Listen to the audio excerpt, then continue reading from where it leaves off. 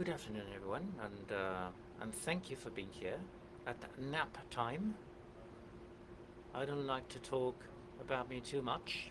If you want to know what I've been doing, where I work, or what projects I'm involved in, Cryptography with Jorge and Manolo. So there you have contact details. The talk is a bit peculiar, I have to say. I'm very grateful to the organizers. In principle, I was going to talk for half an hour, but it's now been extended to an hour.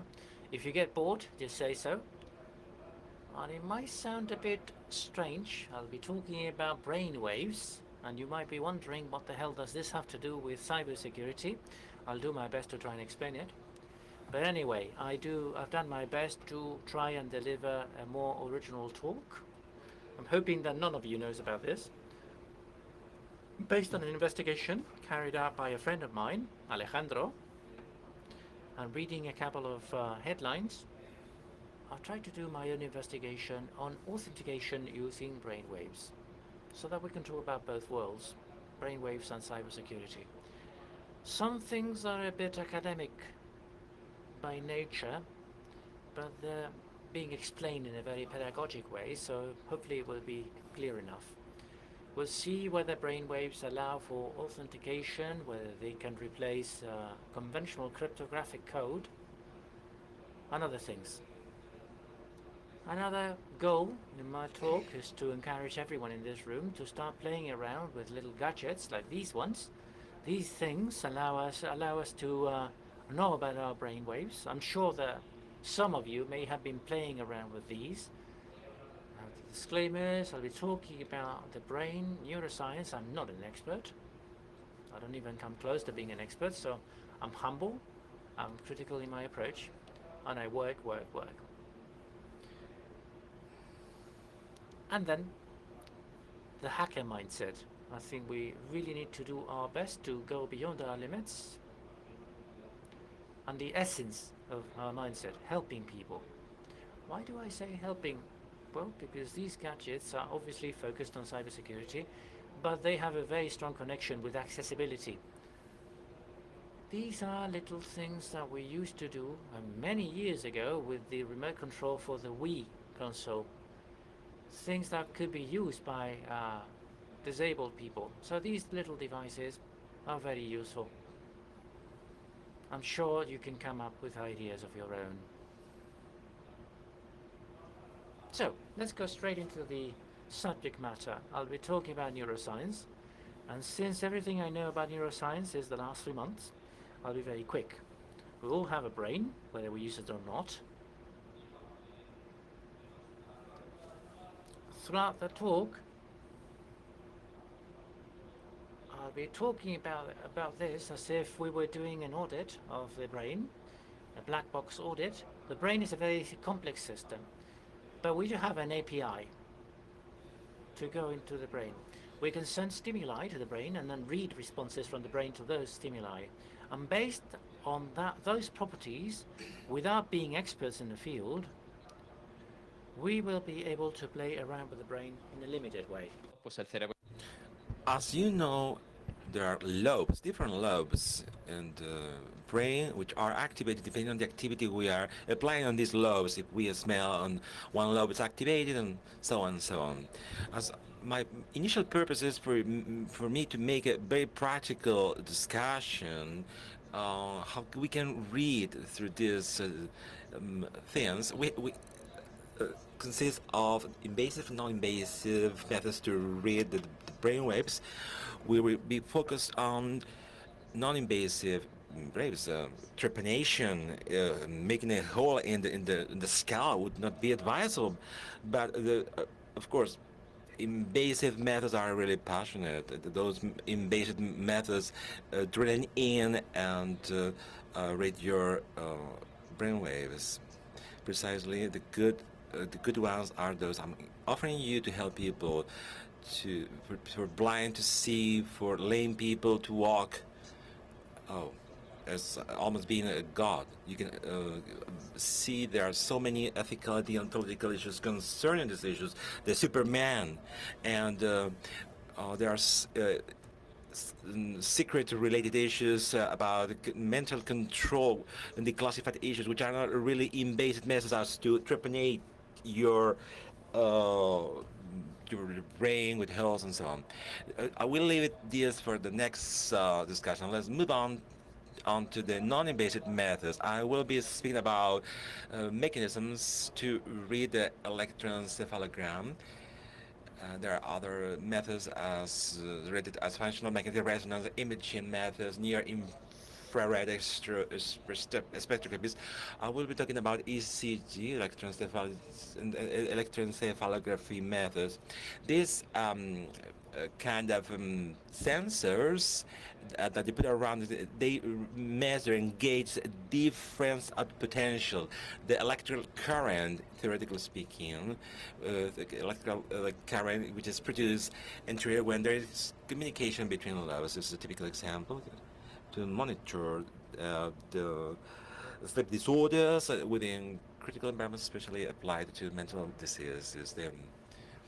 The ABC for this technology, as you can see on screen, let's put on some sensors to gauge brain waves, because the classical ones are, you may know, delta, theta, alpha, beta, and gamma. Different brain waves inside our head, depending on the amplitude and frequency of these waves, will be triggering one or the other. Depending on what we're doing is associated or linked with a certain brainwave. For instance, as you can see on screen, the beta wave, we are doing concentration attention processes, beta will be triggered.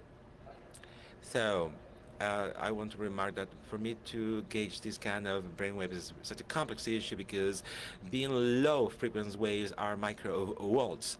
So I need very precise technology to filter out the signaling and the background noise as to it's difficult it's like hearing a conversation in the middle of the soccer pitch.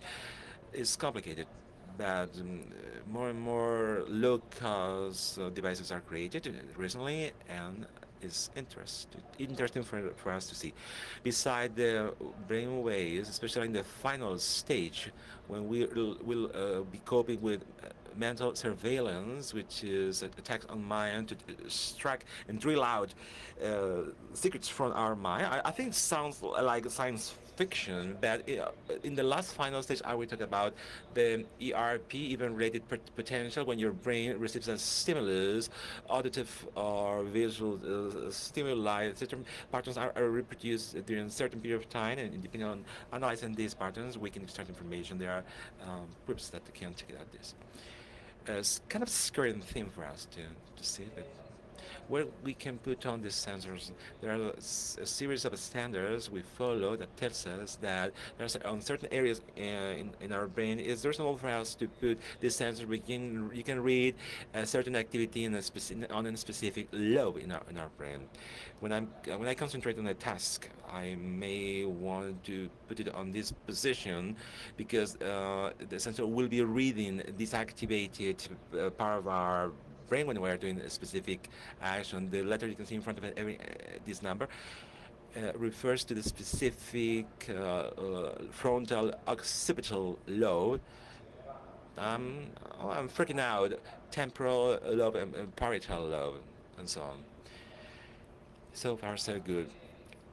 Until 3 years ago, the most of these devices used, especially in clinical environments, it was hardware very expensive hardware, over 1,000 euros and more. These devices could be used within military environments and especially mental surveillance. These devices, as you can see on screen, are very useful. Low-cost devices are better for us, around ranging from, you can see on the screen, 100 to 400 euros, depending on their precision. Over the past 3 years, the most famous one had been the nearest sky, the Mayan Wave, from 79 years, and Epoch emoted from nearest sky has one single sensor and reader, and depending on the and Epoch has around 14 sensors. We can read more precisely certain things depending on our expectations, and other devices as well. Besides that, if you're encouraged to do so, I'll leave you on screen some links about the libraries that are programming these devices. A lot of reverse engineering has been done for the protocols on Python. You can try it with Arduino. You can even design your own devices, especially applicable to mental surveillance. You can create a specific hardware to put it on these areas. Sticking in my head, and you can improve a lot. There's so much information available, and it's hackable information that which not belong to laboratory environments anymore. We can see now on the screen an example. Then I will show you a demo. This is the new SkyMineWare device. I bought it myself. I paid for it. Period. You can get it through Amazon. Costed 120 euros. This device has one single sensor on the frontal lobe CPU area.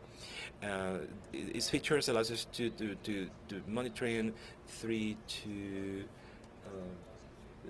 100 hertz frequency rates, and the brainwaves I show you previously, and the sampling patterns as well. We are running out of time, so there's no mysterious things on this image. Like you can see, you can put the diam around your head. You can see how your brainwaves work. One of the interesting and good things for the epoch and this kind of crown, they are developing complex algorithms as to obtaining more data from the electronics. These kind of FTP electrode can read your level of meditation and concentration with 2 levels, with the next option being on the frontal lobe when you are really twinkling your eye and blinking your eye. You can precisely measure what's going on with your blinking eye. I'm playing around with meditation and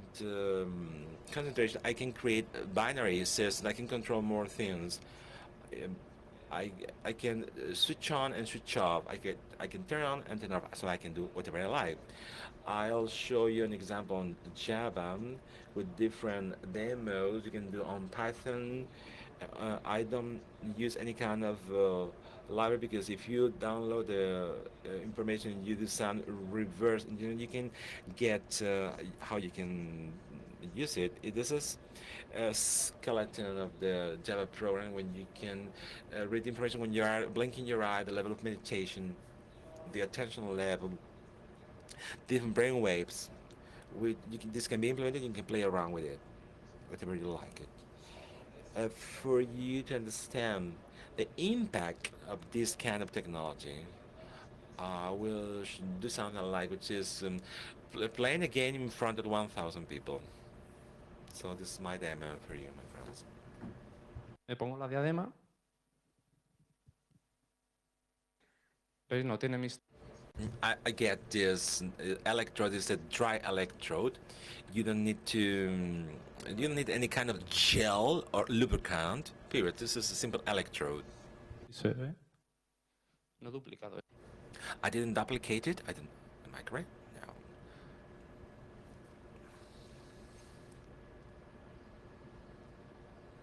Playing demo time. I didn't prepare a specific video, so if something is wrong, I'll try to fix it on the go. This is a very simple game. I don't want to lose my time, but this is quite a significant game. Exemplary game. So let's see. Let's move on the right.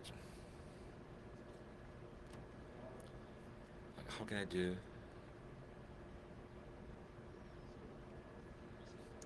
You can see a bar which reads concentration. Concentrate. The ones of labs, it gauges your level of concentration. This is any kind of again, many people are developing. You can see I can do actions with my mind here. I will take a magnet. I will select the car if I'm getting concentrate. Uh, you can see what I'm doing with my brainwaves. In, at home I did the 5 multiplication table with my mind. It's getting up, it's getting up, it's getting up. It's going up. Now it's going down. So if we are applauding me for this, my goodness. Another example of meditation. It's easier for me to control meditation rather than concentration. When I get on, when I get in the car, I concentrate myself. I use my respiration. If it's getting up and going up, please tell me. I stop being concentrated, and so you can interact with things with your mind. This is a kind of Caliburoca Basque revolution. I try to concentrate on the beam.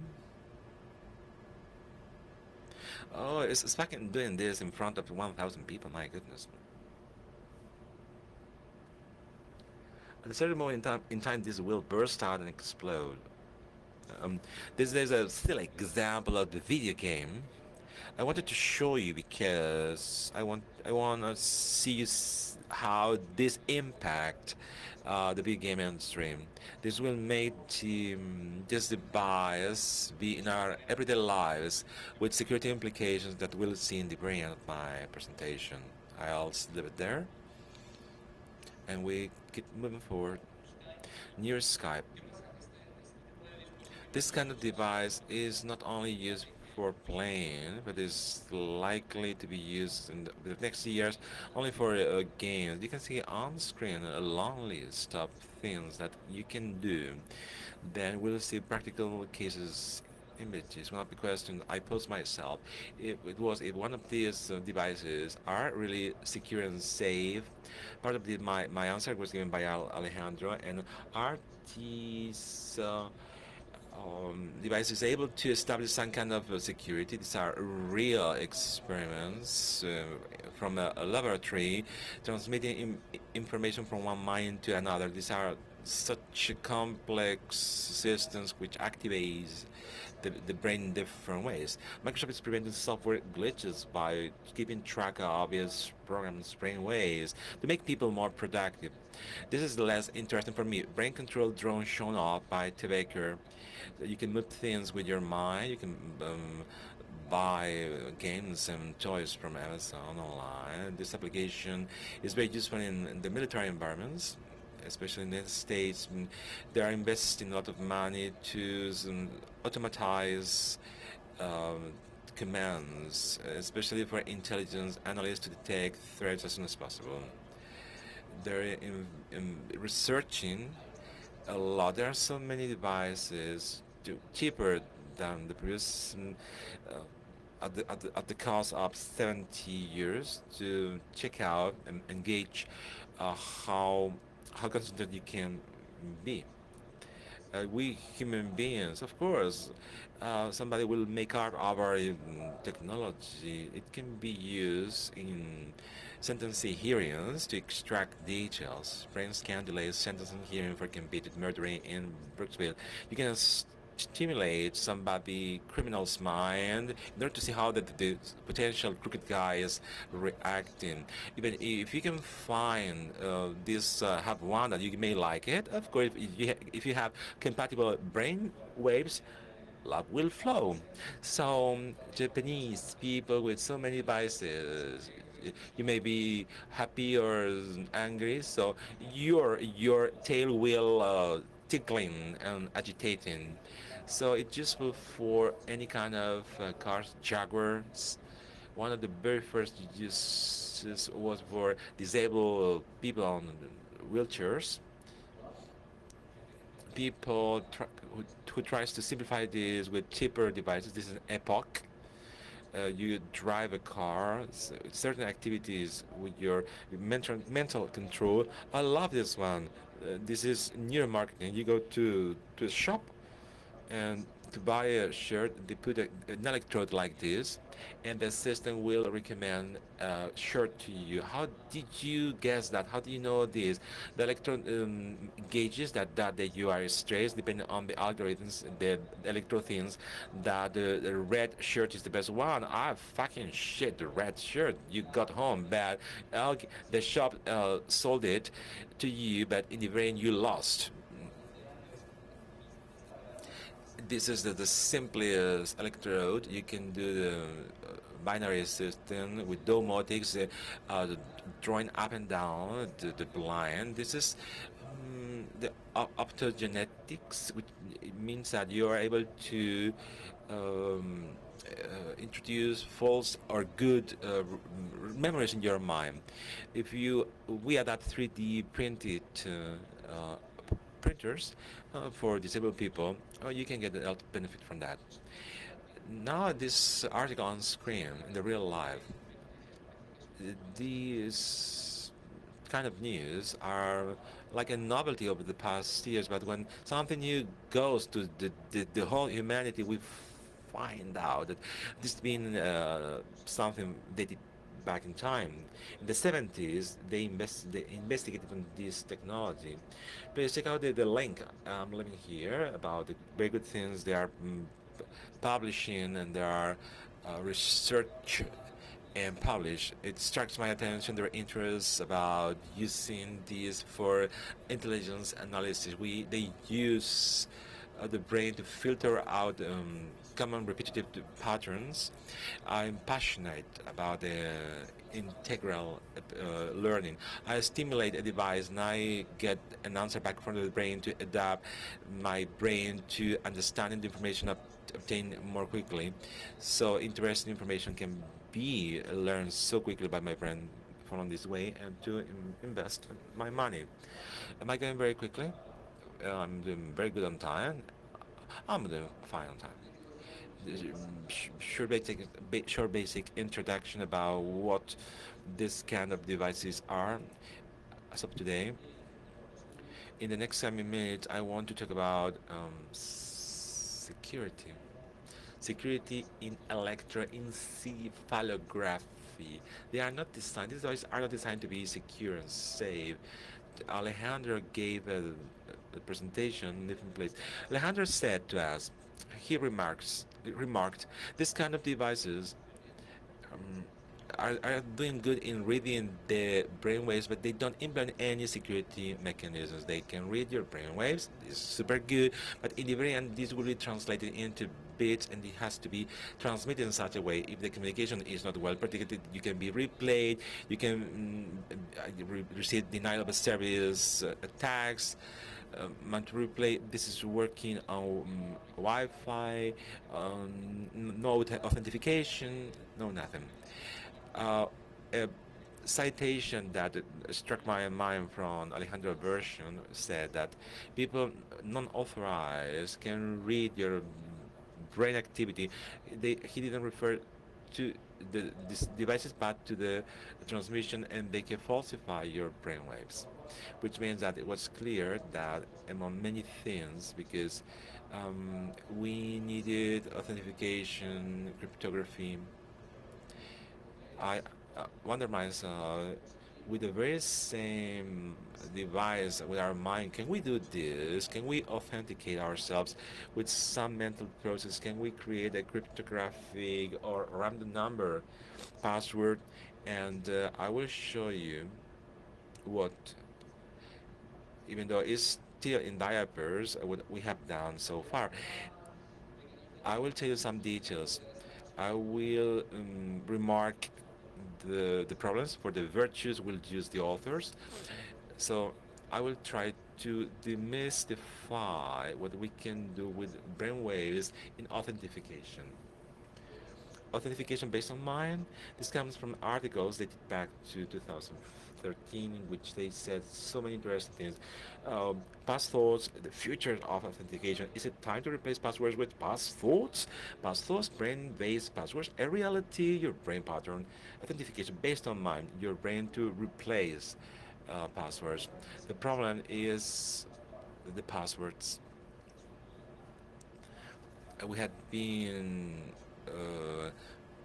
creating super cool technological based password because people want to sell technology. It's good, but regardless of technologies used to create passwords and the countermeasures we're using for making more secure passwords, there are so many mechanisms to make a secure password. They are too tax difficult to be tackled with, which is the black bag cryptanalysis and Robert Hose. You are forced to read a password whether you like it or not, or you can be stolen from these passwords using torture and coercion to extract the password by force or by law. What can we do with these devices in order to authenticate? We can do things. We can do fun things, but not profitable or useful. We'll show you a demo. Esta diadema permite detectar el... This electrode allows us to perceive how we can move our eyelashes. Eyelashes move up and down. This electrode allows us. I don't know if this is going to work. So basically speaking, this is. I'm now moving my eyelashes very quickly, lashing up and down. With your eyelash movement, you can direct the movement of the letters. This way, a guy behind your back won't be able to copy and detect the password you're using. I consider there's limited practical usage for that. But there's people in this life with so much free time that they can devote their free time to do this. In fact, in accordance with these authors, this investigation, this research is done with this electrode and reach a ratio of 99%. It's tricky. But they did it with 10 family members, so there's the tricky thing. So their validity is quite relative. You can see the date, it dates back to 2015. The fact of moving up and down your eyelashes done a long time ago with sophisticated techniques. Only with 100 devices you can measure the eyelash movements. Now regarding the separation of time. During the mental process used in authentication, time is a factor, relevant factor. Theoretically speaking, what would the mind be good regarding establishing an authentication method? Theoretically speaking, if I create a password based upon a thought, nobody behind my back would be able to see the password I'm pressing down. A password based upon thoughts has not necessarily to be secret. I can base my password in reciting in my mind a certain type of song nobody will know about, because my opponent, my attacker, should be reciting in their own mind the very same scene, but he doesn't know that I'm reciting a song. I leave it over there because these topics are still immature. I said that we cannot copy and replicate mental process, but if you are copy, you can resort to another biometric mechanism. If your 10 fingers have been cut off, you should have chosen another mechanism. We can also do continuous authentication, especially when it comes to continuous testing. It would be a good idea for you to have something that can authenticate you. I can only see malign usefulness to this. This only works if you are alive. I'm talking about malign activity because I'm thinking of systems. Should I be death? Should I be killed? I should need extra system. This is the two-factor authentication, the 2FA. An inheritance factor, brain, and a knowledge factor, a chosen password. And another thing is the plausible deniability, depending on how your brain works. If somebody forces you to give you a password, you get stressed out and you generate the very same brain waves, and the authentication system won't be working. Somebody forces you to give you a password. This is not going to work because you're stressed out. if the self capacity of stressing out doesn't work, you can resort to plausible deniability. It does not work because it's like this, but you are provoking the situation with your brain. Every human brain generates specific patterns, unique patterns. As any other security and technical patterns, it needs features as to reading mental features in our mind universally. So there are so many things I put into doubt. This authentication process should be continuous in time, should be um, secure, not non-attackable, and people should be using this distinctive, collectible, and unique process. I will sum up in just one or two slides 60 articles I read about authentication with your mind. This is not a mystery at all. The scheme on screen, the outline is applies to how the authentication system in the mind works. We have a device which captures brainwaves through different mathematical procedures. These characteristics in the brain, think about a mental task. This device analyzes the brainwaves and extracts from that certain characteristics. As our brain does not react in the very same way regarding stimuli, these characteristics will change. So I will need a classification algorithm as to creating groups. Once I get the classification, I extract small information, and that's the way I can authenticate some person. There is a training phase. I generate some values. When I move to authenticate, I repeat it and I compare it with previous sampling. You can have different machine learning algorithms and mathematical techniques. The base of all of that is for us to conduct mental tasks in our brains, in our intent. What would a mental task be?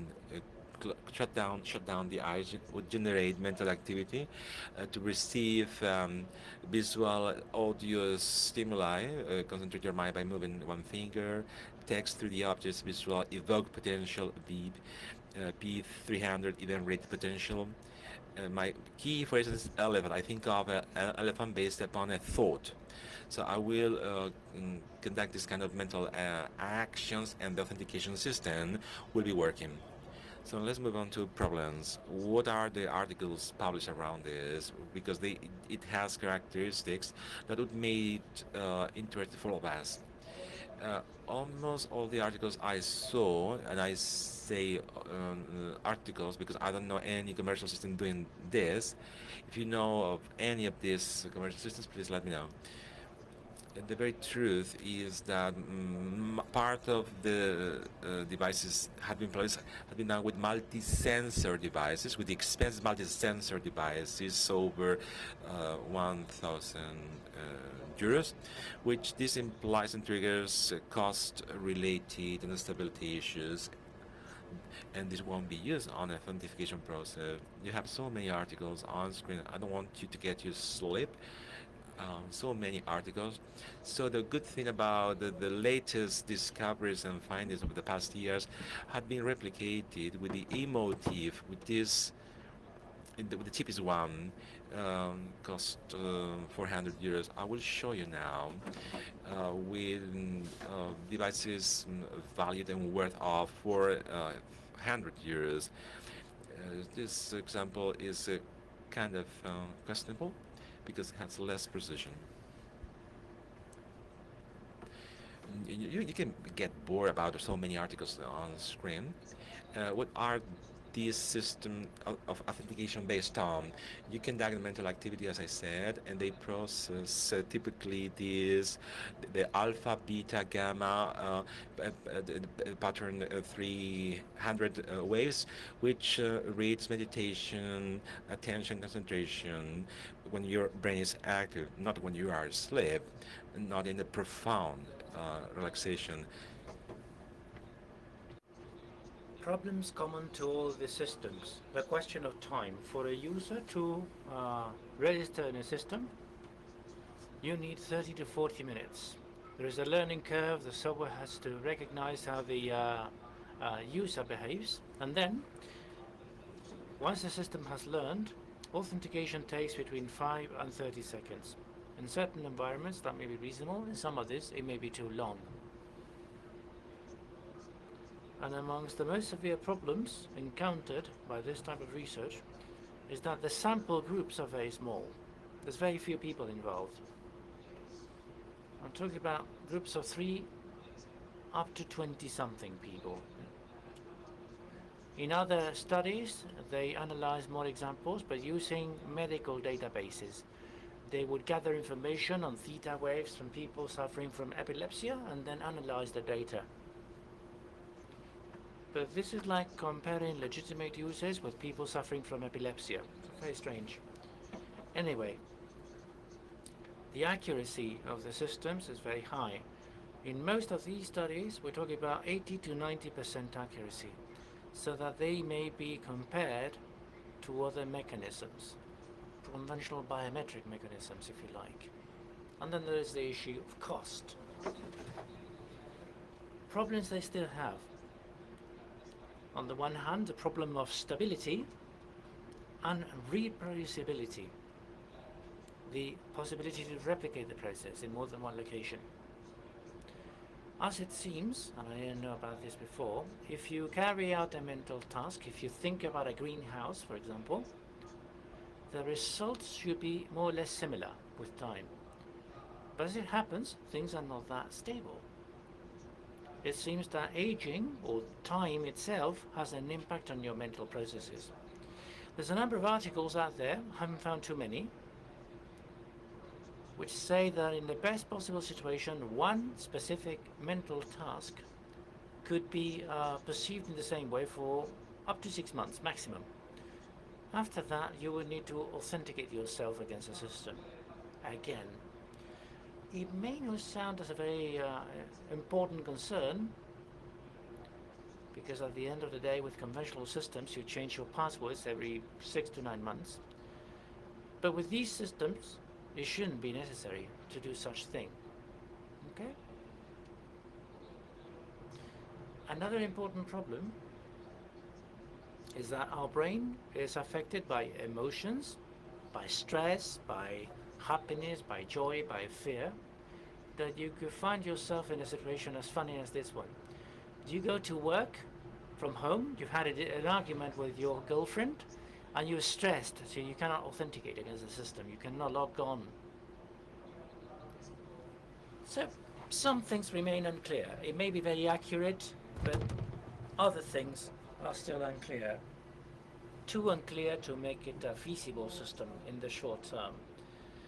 This is a more detailed slide on a study that was conducted using this device.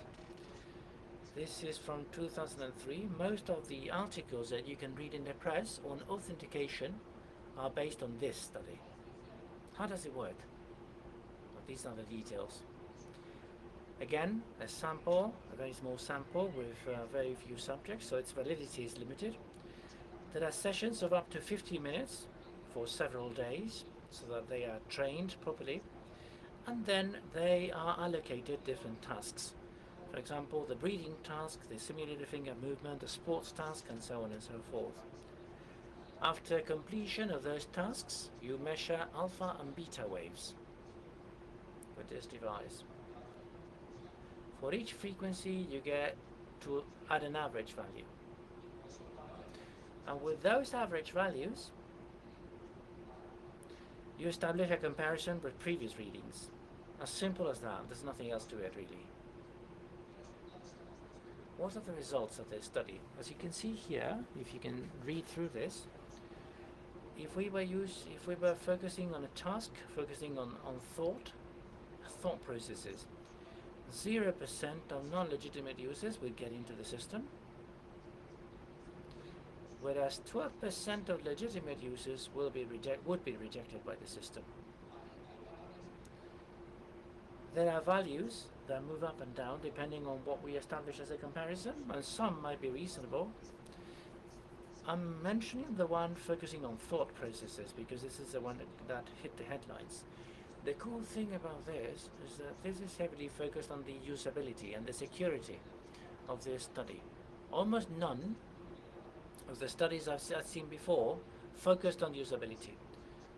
This could be one of the safest, and yet it is one of the most uncommon.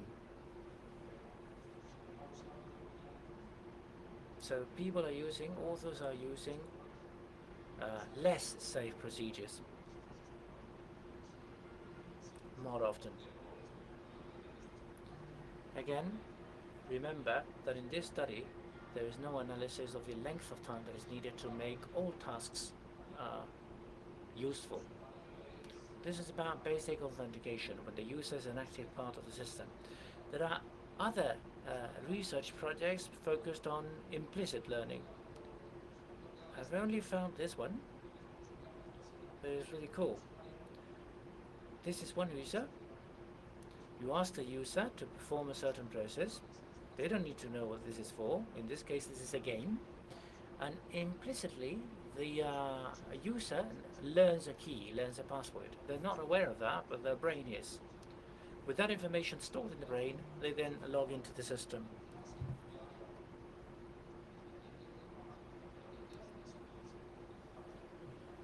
Just like a Tetris game. The experiment shows you little balls at different speeds, slowly, fast, and users remain there for some time. How do they log in? Well, it's 5 minutes. So you can imagine.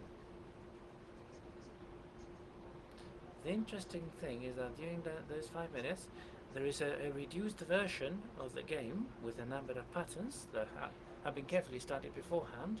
And at the end of that 5-minute period, the system knows that they have a legitimate user trying to log in. It's like this is equivalent to having a 38-bit key. If you push the user into making them tell you what the keyword is, they will not be able to do that because it's unconscious. Quite interesting.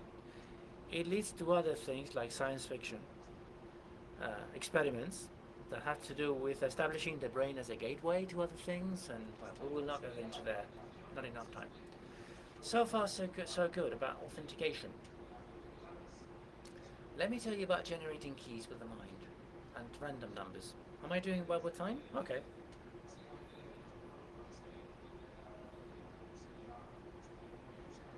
So it's obviously an interesting thing to use the brain for authentication. How about using the brain to generate keys?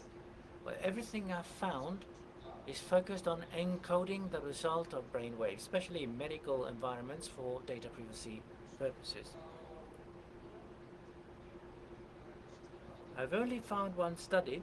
It is true that authentication systems might be adapted.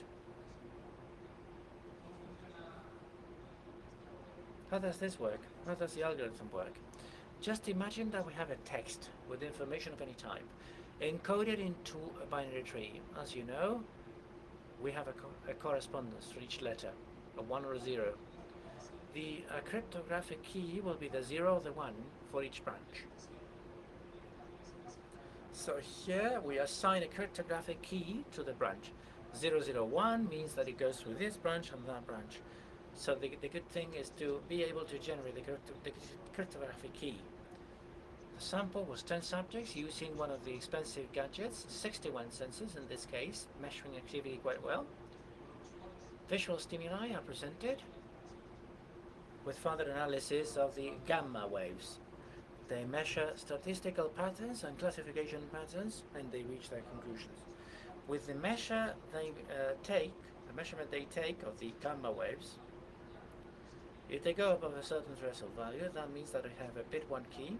If they are under that threshold, is a bit 0 key, thereby generating the cryptographic key.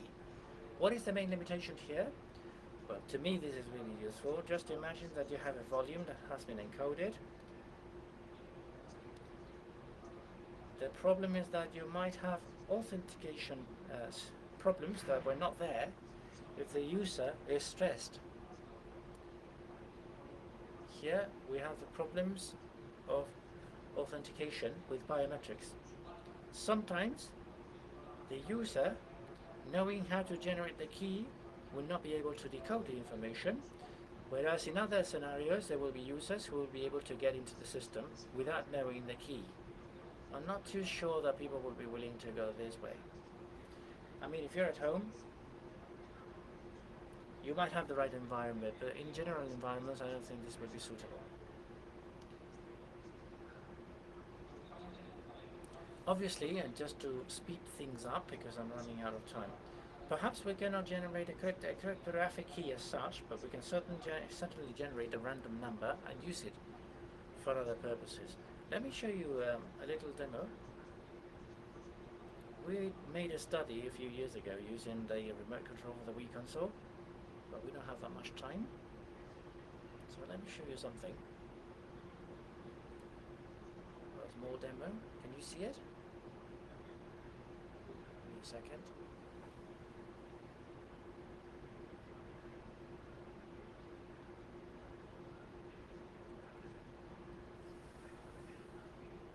Right, there it goes. In fact, I'm not sure I connected properly. Yeah. Well, this is just a small example, a small silly example. What I'm doing now is reading my brainwaves. I'm reading my level of attention and what happens when I blink my eye, what happens if I focus on something. So I'm monitoring my brain activity and that generates information. How about using this as a generator of random numbers for simple or complex things? It could be a good idea. Perhaps it's only that, a good idea.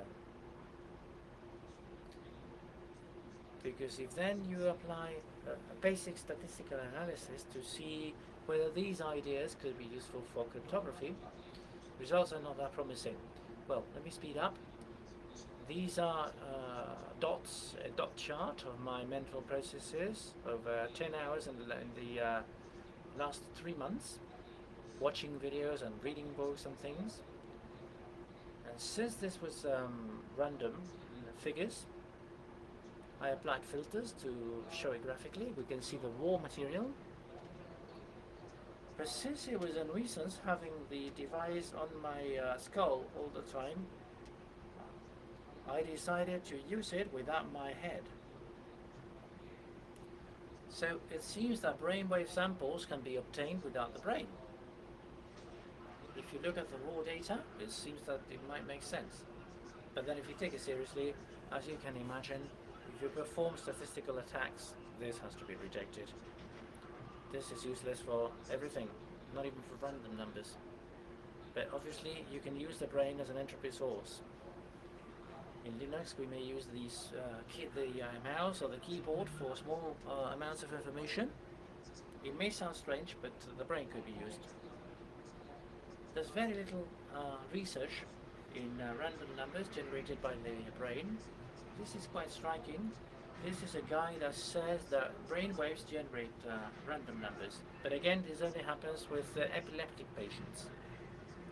This has been conducted with medical data, so I think it's very strange. Using epileptic patients to protect systems doesn't make sense in my mind.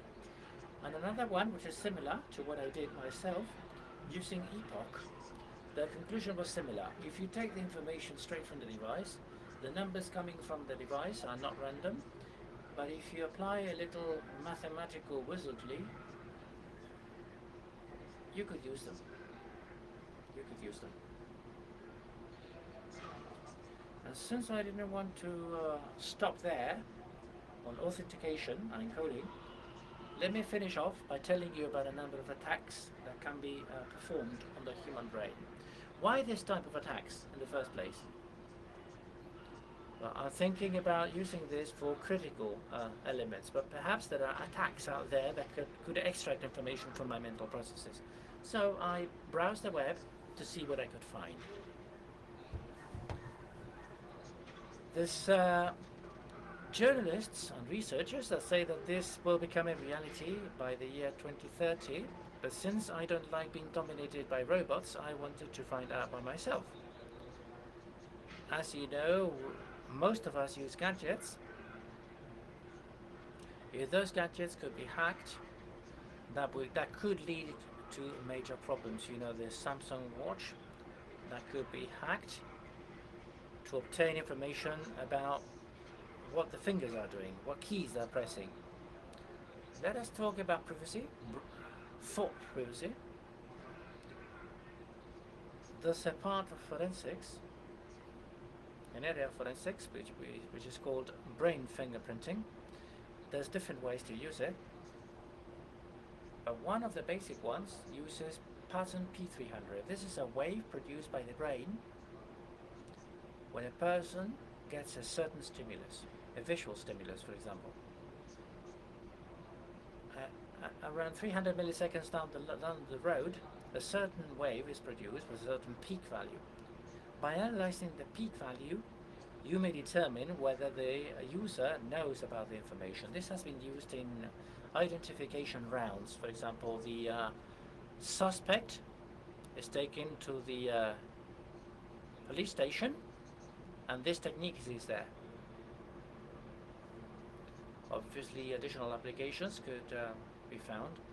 Some companies say that this might be the solution to many things. When people claim that, it's usually a lie. Anyway, and I'll be reading through headlines. Is it feasible? Well, relatively. If we get into military documents, you can imagine. This is from 2001. They've been talking about this for years on end. These are letters exchanged between the FBI and certain institutions in the US. But it is true that there are some people out there using epoch to try and capture that time of brain waves, P300, to obtain information from the brain. Is this real? Well, it is. In fact, let me show you two attacks. With that, I will be done. Obviously, they have their own limitations, but let me show you. The two studies were conducted by the same authors from very well-known universities like Oxford and Berkeley. What they wanted to prove was the fact that this type of devices, especially in gaming environments, are dangerous for privacy. What proof of concept did they have? Well, they used epoch and motif. You may download applications for Android that can allow you to interact with your brainwaves. In these studies, they had different scenarios with different stimuli where they measured the P300 pattern. With that information, they may determine the area where you live. They may know things about your credit card. They may know things like your age.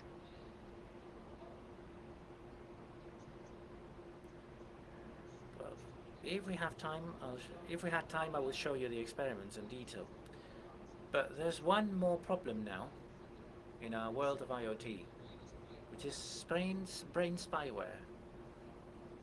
They can develop malware for our brains. This is a study where the sample had 20 people, and the results range from 20 to 60%. In the best possible scenario, they would get information, private information, from 60% of people. For example, they were playing a game, they would show a stimulus to them, like Obama's face. If they knew Obama's face, well, everyone knows Obama, but by showing them different stimuli, they would get information, private information from those subjects. Hiding this is more difficult, so they went for the subliminal option, performing the same attacks, but stimuli were delivered in less than 14 milliseconds. So you're not visually aware of those stimuli, although your brain is. This was performed using a more complex type of device with accuracy going up to 70% or even more. Accuracy goes up significantly. I think there's a clear and obvious danger, a clear risk. With C prices going down, so I think we have to be aware of this, especially when talking about games, video games. My main conclusions. If you didn't know about this, I just wanted to make it clear that those devices that allow us to measure our own brain waves may be very useful for different things. It is useful to know that there are applications out there that are commercially available. And in short, this is a really exciting world where we can research, where we can investigate. It's like someone thinking about the word hello, and somewhere else finding out that the first person was thinking hello. It was 2 bits per minute. That was the current rate of communication. Obviously, with these devices, we need to have security in mind when storing, when communicating, when connecting. And if we think about using these devices for something else, for authentication, for cryptography, for random number generation, we really need to be cautious. They're very exciting, but we need to pay attention to the risks we're facing. This is being used for small people, groups of people, like 10, 20, 30 people. It might work. Something I wasn't expecting is that there is a real problem with privacy with these devices. This thing that I have at home can be hacked by someone. Someone can develop an application in Android, send stimuli to my brain, and then retrieve information from my brain, private information. It might work. It might sound like science fiction, but really, we need to pay attention to this. Think about firewall technology for the brain. IDS firewall techniques. As they say at the NSA, attacks always get better, they never get worse. Little else for me. What I will try to do in the future, if I have enough time, is to build my own device to analyze that P300, which is around this area of the brain, and I will be focusing on cryptography, because that's the interesting part for me. I'm passionate about this together with neurofeedback. I mean, measuring your brain activity and improving your health one way or another. Accelerated learning, when learning languages and things, this is a dream for lots of people. And attacks. That's where these technologies will focus. We'll see quite a few talks about attacks based on these devices. So the ball is on your court. The potential is huge. If you want to play around, it's up to you. Lots of references. My acknowledgements to lots of people that directly and indirectly helped me put together this presentation. That was it for me.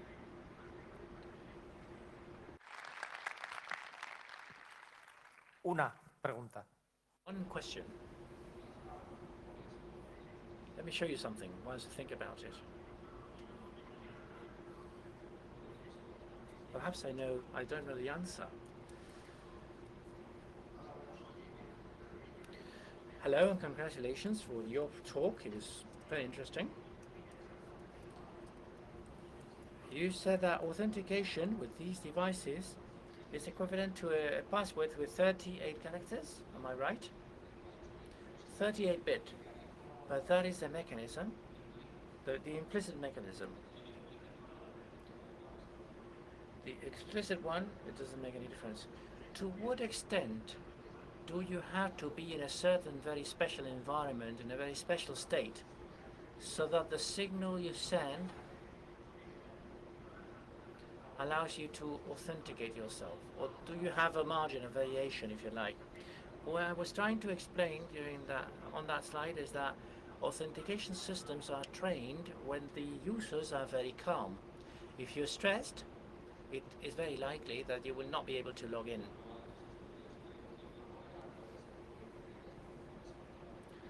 And then there are other studies that expect users to be in altered states.